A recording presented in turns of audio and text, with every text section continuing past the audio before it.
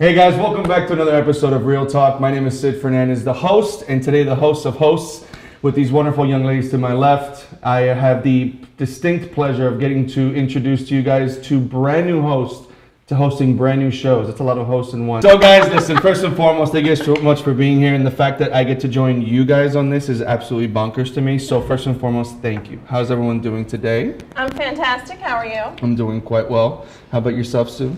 I'm doing all right. You see how she did that to get the microphone earrings? She did that perfectly. Yeah, I'm all right. And Miss Corey? Hello, welcome. And shalom. So guys, listen, we know that we've gotten to know our members, we've gotten to know our directors, we've gotten to know the staff that's back here at NABOR, but now we get to the fun part, which they want to get to know you guys a little bit more. And listen, Shannon, you've really spearheaded a lot of the interviews and some of the events. You've gone and done Livingston Live. You have a podcast which you are co-hosting. You're known for an array of things. I like the way you put that. Thank you so much. An array of things. An array of things like sunshine. An array of different words that people use to describe those things, yes. We may not be able to use all those words in this time frame or before 10 o'clock p.m. Right. But listen, it's a really cool cohesion amongst everybody here. Both of you guys have journalistic backgrounds, right? You've done videos with a countless of people here in Southwest Florida in real estate and out of it. Tell me a little bit about your journey coming into real estate and bringing your video know-how to our little world. So I actually started in real estate as an agent myself with John R. Wood. And it did not work out for me in the market at the time. I think To no fault of ours. No, it was fantastic. That's right. They ushered me along the best they could, and this little chick just didn't fly. So it was, '08. It was a really tough time to be in real estate, and I couldn't afford it. I just couldn't afford to stay in it long term. That's all there was to it. So I went Wait. You mean it costs to be a real estate agent? Right? Yeah. People don't understand they don't get that. They don't get that. Exactly. Yeah. I mean, it is a business that you have to keep going, and I understood that, and it just wasn't practical for me to stay in it, but I've always loved real estate and loved the community. And so then I started going into marketing and just met a lot of people here, and I've been really blessed to keep relationships with most of those people and blessed to get rid of some of them also. You're still here again. So you've made the cut. That's right. And, along the way, I built relationships with leadership. And cannabis is a very important topic for me. So I started educating on cannabis with leadership. That then gave me an entry into media. I was invited on the radio. Didn't want to do it, but because I didn't. I mean, that surprises people because I have such a loud mouth and all of that, and I know that. You? Loud mouth? But I had That's always a been first. more like I write had that done down. modeling and video stuff, but not on a large scale. My ex-husband was a director, and I was basically cheap labor for him. So it wasn't anything really glamorous. I didn't enjoy it. It's not something I wanted to pursue. But they invited me on the radio, and then invited me back. And I just kind of really clicked with the guys, and my personality worked. So I started doing that on a regular basis and hosting the Dave Elliott Show, which is a local show. Whenever Dave was gone, I didn't take over. Dave was still there. I didn't kill Dave or anything on my trunk. And then I started he produced a podcast for me, again on cannabis education, but that was kind of short-lived. We voted it in. And I worked with FGCU to write curriculum. I still work with them on their educational efforts. It's actually how you and I met, because not because of cannabis, but because of veterans.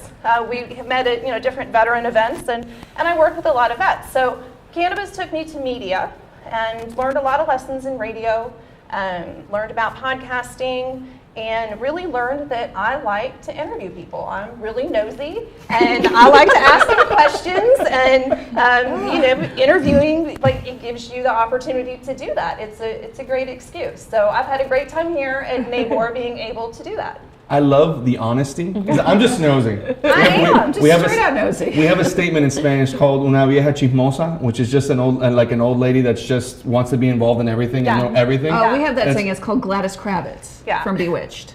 That She's would be the Oh, nosy I need neighbor. to write Yeah, this yeah, down. yeah. That's a Gladys good one. Kravitz. That's an old school. I But like that. I don't watch them like Gladys. I'll just rush right in and ask the questions. What are you doing? She doesn't beat around the bush. She's Why are you doing real that? direct. Yeah. It's interesting how you mentioned that you came into real estate back in 2008 as a realtor, and again, no fault of John R. Woods, disclaimer at the bottom. Right? And obviously you have a flair. Like there's something about you, right? There's an aura. You very much personify yourself, which is dope. Now the young lady to your left, Very introverted. left is the same thing. Funny, going through your bio, you had gotten into around the same time as well. Obviously the course of your guys' lives kind of went a little bit differently as you stuck to realty, but you had a flair of the dramatics too by the things that you did at a very weird time. So obviously, for those who don't know, Miss Sue Pinky Benson, if it's funny, before I even got to meet her in person, I was like, whose car is that? And I was like, that is awesome. I couldn't pull Pink. It's like, come on, I was like, what is, that guy went and probably lost his car or something like that. But you went and did things like foreclosure homes in an RV, if I read properly. Yeah, back in the day. And then a minivan with all these. Well, it's kind of, I've been in real estate for nearly 15 years, and half of my business was, because I've been here now 7 years, so half of it was done up in the Tampa Bay area, and I was in a very rural area. And, it was during the recession. So when I went and got my license, like, who was getting their real estate license during the recession? My mom looked at me and she goes, girl, what are you, crazy? And I was like, well, what's gone down will go back up. And it did, but I was selling $30,000 crap shacks and splitting it with a partner. So, I was lucky if I was making $200 by the time the deal closed, because they were short sales, and short sales is an oxymoron. It means 15 to 30 months later, you'll get paid. I literally did get pregnant, have a child, and then the short sale that I had been working on finally closed. That's how crazy the short sale system was. So, so I was getting into my marketing groove, because my background was actually in broadcast journalism, which I call my BC life, before children. Then as I got into it, I come into it and I'm like, okay, how do I separate myself? Because there were so many Sues in my office. I truly believe that every Susan out there has to get their real estate license. I think it's part of the code. If you're a Susan, get your real estate license. And there were so many Sues in the office that I was like, how do I separate myself? So I came up with the idea of, I had a partner, Shauna, at the time, so we were pink and green. We were kind of going off of that. But during the recession, I'm reading all these magazines, these Florida real estate magazines that are coming in the mail. And there was this woman out in Vegas who was doing a foreclosure tour. And I'm like, I could do that. So I borrowed my brother's RV. I made him drive it, of course, because I'm not driving that thing. And he's driving us all over town doing this foreclosure tour. And you know what the funniest thing was? People got off the tour and they're like, well, I'm not too happy with the tour. And I said, oh, really? What's wrong with it? And they said, well, I wanted to know why they got foreclosed on. Seriously? Like they wanted the story. They wanted to know what, like I was doing a history tour or something. Like a Hollywood tour. This is not Hollywood bus tour, basically. Do you want to buy a house? Oh no, we got a house. I just was here for the tour. I'm like, for the love of God. So I did that. Then I had a minivan. Oh, that was an awful car, but I had a minivan and it was covered because I read an article about taking your listings and putting them as magnets on your car so that people could just peel them and go from any location. I must have left tons of those all over town because they must have just flown off when I was driving down the road. How many people bought a house from a magnet that actually stuck to their car that fell off yours? Right, exactly. I'd love to know that. Exactly. If you bought a house in Spring Hill in 08, 09 and it was from a magnet, I'm your girl. See, now I think it's funny that your son is ashamed of your pink Beetle that Sid was talking about. But yes. I've never heard about this minivan with these horrible magnets on it before. That sounds much worse. And the minivan wasn't even pink, okay? Like, it was just a standard color. Like a brown minivan. Like a khaki color, right? Like, it was the Mom-mobile was what it was. I think we've all had that. Yeah, so I should ask my teenage son if he would have enjoyed driving that more than the pink Beetle. But the pink Beetle is rare. It is like one of 3,000 created in the country for breast cancer awareness. So shout out to Volkswagen. Got it through social media, mind you. Yeah. All right. See, I can just give you all kinds of fun facts. So wait a minute, I want to step in here. Please. So speaking of fun facts, Sid, Sir Host, give us a fun fact about you. Something none of us know about you. Holy cow! About me. Yep. Should I start the Jeopardy music? Holy cow! No, you just caught me completely off guard. I know. Okay, so I'm gonna give you a really boring one at first. Okay. We're gonna circle back around and give you a fun one as my brain actually clicks back on. So Perfect. I've been to 23 countries in my life, right? In a very short time period. obviously due to your taxpayer dollars. So thank you guys so much for paying. Unless there's Thank a you for lane your that we don't know service. about. During my time in the service and obviously travels outside of it, I think it's one of the best things that anybody can do. And listen, to get out of the country is tough, even if it's to get out of your local area. I forgot what that percentage was of people who were born in a specific area and how many of them actually leave. It's funny when you go back home, you know the people who have not left that place because it just, like you said, the little chick never spread their wings. I feel the same way. Like that to me is the essence of getting to know yourself, is going somewhere different completely. I mean, you're talking, and you mentioned in your email about the fact that you're uncomfortable, like you're an introvert, but yet you have a pink beetle. You know what I'm saying? So it's funny how when people start to kind of let their wings go, how much fun they can have kind of getting to know themselves. Because I think you've created something that raises eyes, like, wow, who is this person? But there's an education factor behind it. And then for you, Shannon, the same thing. You're out there. Like you talk about things that, who would have thought that we're talking about cannabis in Naples? That's Not just medical cannabis, but hemp and everything Absolutely. it can do with green building and water purification and all of that. Yeah, it's an Absolutely. important topic that has been very stigmatized. But again, I think it comes from things like this where you get out and you learn something about yourself, go to places that you're not comfortable with, right? So obviously I went from a fun fact to expanding upon why it is I love the fact that I traveled. It's to get to know yourself just that much better, because how boring would it be if you knew yourself 10%? You get what I'm saying? So great question, Corey, but I'm going to come up with an even better one later. Okay. But and it's funny how you guys talked about two different things, right? I feel like you're a bigger innovator when it comes to bringing certain topics that people did not want to talk about.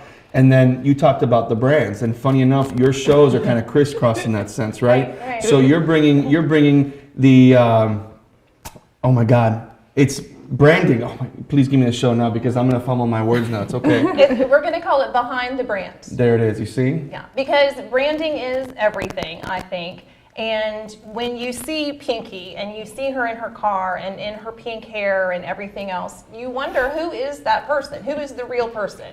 You know, you see the realtor, you see the social media queen, you see the educator, but for me to really hear her story, like she said, people want to know the story. They want to know the story behind the brand. Why did you start it? Why do you love doing this? Why is this dedicated to your family?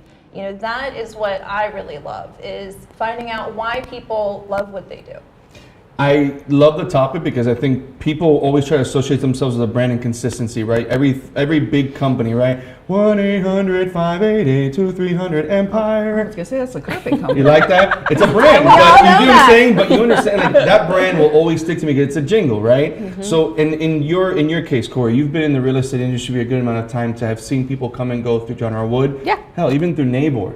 So how important have you seen it for those that have made a dedication to creating a brand in their life, and all of a sudden now their business just takes a whole different course? You've seen it. Can you talk to us and expand upon the success stories and branding from your point of view? Sure, absolutely. I mean, I think so. August 1st, I celebrated 19 years in the business. So yes, I started when I was 12. I know. My goodness. So, but absolutely, I mean, it's everything. I mean, once you get into that business, you are the marketing director, you are the janitor, you are everything. And of course, you associate yourself with a brokerage, because when you're just starting out, you don't have anything behind you. But once you start to grow a little bit, you need to kind of get yourself out there in another way, and branding is the way that you do that. So it's so important. So I am just over the moon excited to see what these two ladies to my right here can bring to Nabor and to our members. So I'm over the moon. So, and getting into, and that's actually a really good statement. That was actually really well said there, Corey. Wait, you sound surprised. No. Like, that was it was just so well put together, like honestly. And now Thank you. going over to the branding side, I think one of the biggest fears people have is, how do you have a brand and not come off as fake? Because I feel like you distance yourself. Maybe your brand is, it is yourself and you're trying to get closer to that person. But I think other people take on a brand and they struggle with that battle of who they are, who that brand is. For yourself, how do you keep those two connected, that you don't get exhausted from being distant from one of the two? You mean like, how do I maintain being pink without being burnt out? Yeah, like how do you, exactly. I think that you have to love what it is. Like, I think you have to love what that brand is going to be. A lot of real estate agents, especially the newbies, they come in and they're like, okay, you know, I'm with Remax, red, white, and blue balloon is going to fly behind me. That's my brand. That is part of your brand, right? You have to embrace what you love. So for me, I do love the color pink. And I have embraced it across every look, like the pink hair, which is not here today, but it's not natural. I just want you to know. A lot of people are like, why is it They're your gasping right now. What? I know. So it will be coming back, but it's, summertime, have to go with the blonde. Anyway, so. But the blondes aren't natural either. I'm just trying to, like, why is pink a big deal? I don't know, but it seems to matter to people. But that being said, the pink car, the pink hair, that was at the, not the end of my branding, but it was more into my branding. I had started with giant hats, like I'm talking like derby style hats, like hats my brother didn't want to see me in public with hats, right? And that's where it started, and I started to wear a little bit of pink, but yes, I love the pink. But there's always things that you can do with your brand and yourself. So you have to look internally. So, maybe you love coffee. Maybe you're a coffee, connoisseur. And you could be the coffee connoisseur real estate agent. And you could go around town rating all the different coffee shops. And you could say, what do you like in your coffee? People will gravitate towards that because they like coffee. Oh, you don't have to share the skeletons in your closet to be authentic, which a lot of people think, oh, I need to tell you all my medical updates. No, thank you. I feel like that's a personal attack on me while I'm sitting right here. It was. Now that you guys have a Right? competing, I I guess was like, competing shows. Now that the gloves are off. Yeah, really. Done. Can I tell you just very quickly, and Wade will probably edit this out too, but we are getting ready to drop a new episode of the SOB podcast that I do with my son. And in one of the episodes, it is called The Fake Nemesis. And you actually have been a fake nemesis of mine that has helped me be better, because we do a lot of the same things in media and, just publicly. And because you are a friend of mine, and so I can keep it kind of separate. You've always been great to me, but I have to hate you secretly to make myself better. I feel like this is like the Michael Jordan, the Bulls Exactly. thing, where it's like, I just took Yes. that personally, and I just dropped 50. You know what I'm saying? Like, that's what it felt like. But we talk exactly about that, and I would never have told you, because now I have to get a new fake nemesis, but my son outed me anyway, so I had to come clean with that. Otherwise, I would have just gone on secretly hating you, in an ironic way, still loving you as a friend. You know Still what? sure. But I think There's a lot more. we use hate in the wrong way, because at the end of the day, I think the deepest amount of respect we can have for someone that's within our circle as well as in the same industry as us is holding ourselves to a high standard because they're doing it. So that they can elevate the other Yes. person, because that's the best way. Listen, it's a dog eat dog world, we all know it. But some people try to go with the attacks, try to rip your signs off. That should be a segment. See, what's the worst thing that's happened to a for sale sign that's out there? But I like that conversation because it's an important one to have. And even behind the brands, I think it's a topic that can be discussed even with multiple brands on one. Like, hey, you guys are competing in this market together. How do you guys do it and still loving one another, or still being cool with one another and not doing nasty things? I do like that topic But a lot. I think For sure. it comes really down to kind of what you said, that I'm trying to make myself better. That doesn't prevent you from doing well too. So as long as you keep that in mind, I don't need to be better than you. I'm trying to be better than me, and I'm using you to do that. Does that make sense? You're competing with I yourself. I oddly feel honored, but then use the same. It's like this weird Yeah. feeling, right? I'll buy you lunch and you'll get over it. There we go. As long as there's We'll a go Cuban back to coffee being with it. friends. So it's funny. So everybody this way are not Napolites, right? Or Napoleons. I don't know what they call them. Neapolitans. Neapolitans? That just feels like you're Neapolitans. tricolored. It's That like just ice feels weird. cream. I know. Neapolitans. Well, I'm cold-hearted, so I guess that works. I'm just kidding. I'm not. So Corey's the only one that's actually from Naples, born and raised in Naples. Like that weird leper thing that people have going Gotta every check time. the Been I'm culture here on my that. whole life. Yes. I know, right? So Yes. tell us something that was really eye-opening for you guys when you guys made the trek down to Naples, because you're from Kansas City, and I cannot remember where you're Clearwater from. Beach. Clearwater Beach. So what was eye-opening for you guys when you first got to Naples? We'll start with you, Sue, because you just spoke last, and I'm your nemesis. I know. Now he's going to try to keep me down. You know what? I think He knows. honestly, I'm going to do it from a real estate standpoint, because I was selling real estate in another part of Florida. Correct. And talking about how you traveled the country or traveled the world and got a better perspective of things. Honestly, that's kind of what happened to me when I came here, because I had been selling real estate. Oh, I'm an expert. I know what I'm doing. I've been doing this for 7 years. I'm good to go, right? And then I came here and I go to a class and they said, oh, Naples has their own contracts. And I'm like, say what now? What? What do you mean? Like there are 67 counties in Florida and we are the ones with our own contract? Like that threw me for a whole loop and understanding that in the real estate realm. Then I will say, on a personal side note, I did not realize how bad the driving is here. So that was rough. That was rough. We were teaching my son over the weekend, and we had a guy going down the wrong way on one of those circle things. Roundabout. He was coming at us, and we're like, "Whoa, stop!" Looking like a DJ going the opposite no direction, clue. right? There's some videos on how to use the roundabout even. No, Neighbor he has had put he had no videos idea. out. Yeah, he had no idea what he was doing. He was going wrong way. Probably European. Yeah. So, so that being said, those Cut are that the way. two big things. Like, real estate, having their own contracts here. Also, I would say the mentality of buyers and sellers here. It is very much a luxury mindset, not necessarily in price point, but mindset. The buyers don't have to buy. They're here for a second, third, fourth home. It could be 200,000, it could be 2.2 million. It doesn't matter to them. They don't have to buy. Sellers, same thing. They don't have to sell, but if they can get the price that they want, well, then okay, I'll sell. But if not, I can hold on to it and pay the taxes and all that good stuff. So it's a different mindset coming from a place in which, relocation was key. They were moving there for a specific reason, like they had a new job or something to that effect. Now, what about like the nightlife, or rather aside the industry, what are I'm sorry, the big... there's nightlife here? Yeah, it's at 6, right? Oh. Closes at 6. But honestly, like the difference in people, obviously the mindset within the industry obviously is different, because I do business in Miami as well, and the mindsets are two completely different places, right? But as the people, like the essence of where you're from, again, you said Clearwater compared to Naples, what are the biggest differences that you see?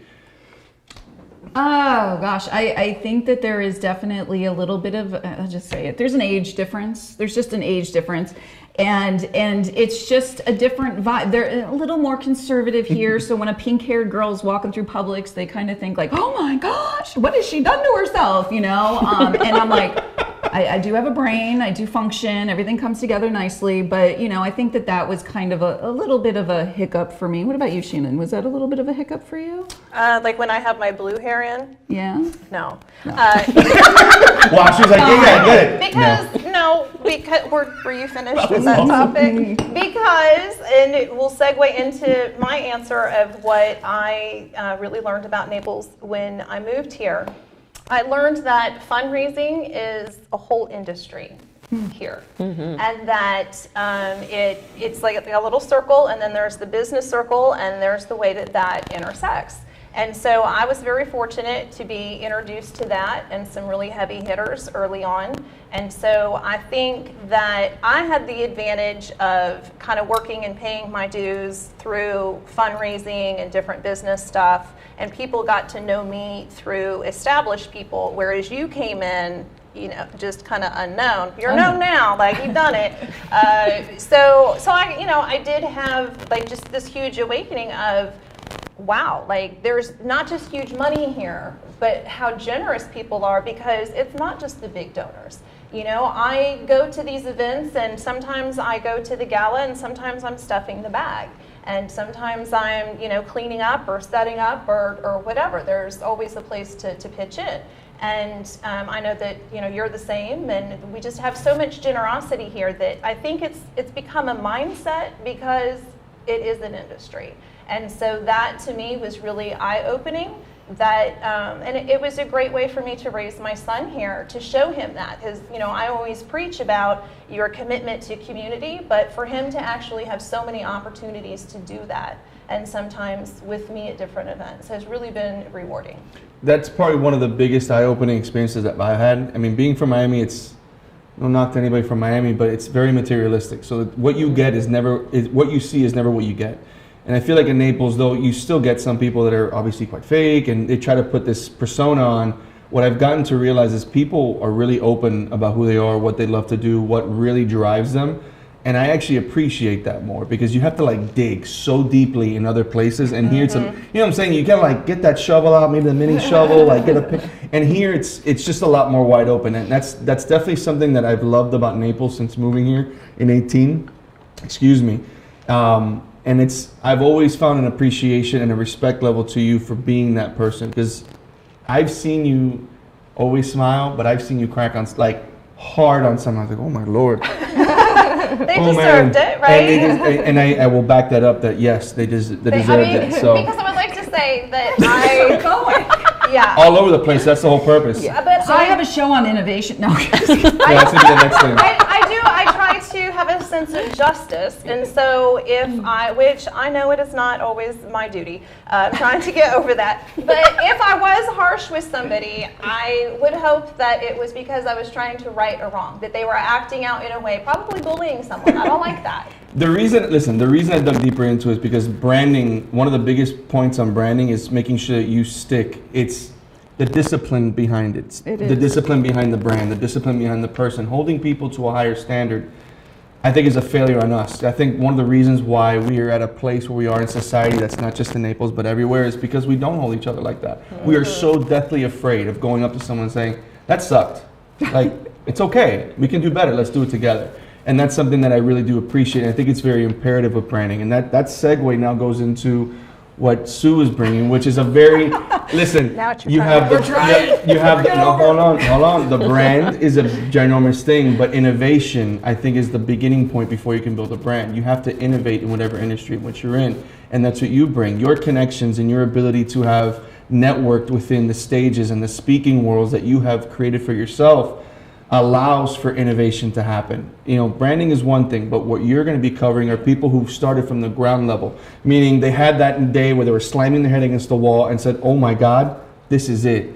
So how excited are you to bring that side of it to Nabor? I have to say I'm pretty excited. Like, you know, I like to say that I'm the OG in real estate when it comes to video, especially as a woman. There were not a lot of women, because I started doing video more than 10 years ago. So, I mean, now everybody's like, pandemic happens and everybody, oh, I gotta do video, I gotta learn video. And they haven't. So I was an innovator using video at the very beginning stages, which was what allowed me to get out and get on stage and start teaching other real estate agents how to use social media, how to use video, how to incorporate those two things. And then by being on stage and going to these conferences, which everybody kind of goes, why do I need to go to a conference? You need to go to a conference. Like, you need to go out and see what's new in the industry. Just because it has always worked doesn't mean that it will always work, you know? And that's where we as real estate agents get stuck. Well, my mailers always worked. Well, they might have, but they might not always work. So we have to find other ways to reinvent ourselves. So a lot of the people that I'm going to be bringing in to talk to, a lot of them may be Zoom because they're all over the country, but they are people like Katie Lance, who is a pioneer in teaching real estate agents how to use social media to grow their business. She's phenomenal. She has great tips on that. She was one of my first mentors in the business. In fact, like, she was the one that said video 10 years ago. And I was like, video? I could do that. So, you know, then I'm going to bring in people like, you know, Karen Carr, who wrote the book literally for YouTube for real estate agents, and talking about what we need to be doing on YouTube to continue our business. So these are innovators. BombBomb. Do you know what BombBomb is? A lot of people don't know what BombBomb is. It changed my business. And, you know, Boomtown, which is, you know, a database website. And all these are innovators. These are things that we should be using as our tools in real estate. And yet, what do we bring out? The notebook, the pen. Okay, let's get going. And it's like, no, we're, you know, that works for a little bit, but we have to look beyond what has worked into what will be working down the road. I couldn't agree more. And BombBomb's not something you use on a plane, by the way. It's probably not best. Put that away. But you hit it on the nose as well. Because again, we're in an area that I think is finally, it's starting to catch up, right? Mm-hmm. That medieval way of thinking and doing things had to change, because as the surrounding areas continue to grow and continue to advance how they're doing things and how they're innovating, I think it's a perfect time, because I think the match finally, or the wick was finally lit, and that's finally starting to move. So the timing for the show and what you're bringing, the content you're bringing, is perfect, because it's really necessary. See, Sid gave it a thumbs up. We're good to go. Yeah. And you do have such national talent that you know, that you've worked with, that you're friends with. It's such a great resource, because we are behind in this town, unfortunately. Yeah, there is more than Facebook to social media. There is Instagram. Again, there's LinkedIn. Personal attack. We're trying, Shannon. I'm bringing you to the dark side. I'm saying nice things about all these big names that you know, and you're like, there's more than Facebook. No, I'm trying to learn with you like 2 or 3 times, but I can't test our friendship anymore, so I'm going to give up for a while. But back to your show, you do have such just such a resource there with everything that you're going to bring to us, because it's not just here's the person. Like you said, Karen Carr. Mm-hmm. I read that book. You gave me the book. I read it, and she actually does tell you the secrets, like step 1, step 2, here's how to do it yourself. And so people that are willing to share their information of Yeah. how they were successful, and I think that's one of the greatest things about you too. So being a conduit for this national talent is super important. Thank you for that. Well, you're welcome, and I'm very excited to share it. You know, a lot of times real estate agents are, this is mine, I don't want to share it, I want to give up my secrets. That's not what the show's about. The shows are going to be about, we're going to unload these secrets. We are going to unbox them, and we're going to share the brand secrets. We're going to share the innovative secrets with you. We're going to do all of that, and then we're going to have Corey and Sid along with us for the ride. I am. As babysitters. Oh, girl. If you can innovate how to put like a bottle in someone's mouth and still like do pre-approvals, let me know that works, because There we go. I have failed miserably. So as we wrap this up, I would like to start with Shannon first on this last thing. What would you like to say to the people, or what's a quick bio on the show? I think I just want people to know the people behind the brand, because we all do business with people that we know, like, and trust. And so while this was really fun, NABOR's goal, and my goal certainly, is to help people build their business, and we do that with each other. I think it does start with us, and that's something we always forget about, because we're always trying to pound it off on somebody else. So it's like, the mirror needs to be focused on us before anything can happen in our lives. So I dig it. I think that, real estate agents, particularly, we've got to move forward. We are in a time right now where things have shifted, and we have to be ready for what's coming if we want to continue to evolve and not dissolve in this industry. Evolve and not dissolve. You know how many syllables in this thing? Yes. Jesus, that was fire. Integrate, don't disintegrate. That's a lot. Man, we just got Buddha. Like, Buddha just felt like right through my body. I like that. Corey, what about yourself with one of these shows, and even what's going on right now in NABOR? What's something that you want people to know, and the members and those that are watching these videos? What are things that you want them to know as we continue to build this video group? I think from my perspective, just finishing up as president last year, one of the things that we really wanted to focus on is that we are a new NABOR. We're bringing in new partnerships, we're bringing in new ideas. This is not your father's NABOR. Not that there's anything wrong with your father's NABOR, but you know what I mean. I just think that we're going into a whole new avenue, and I'm super stoked, and I'm ready for this crazy adventure wherever it goes. NABOR just got a little bit of plastic surgery, baby. A little fill. Say what? Well, But listen, I'm actually quite excited. The branding thing and the innovation thing, two things that have really become really big in my life these last 4 years since coming into real estate and coming into this world. So for myself, as a little bit of a nerd and someone who's watched your videos now that I know that you hate me. I've interviewed all three of you actually on Livingston Live.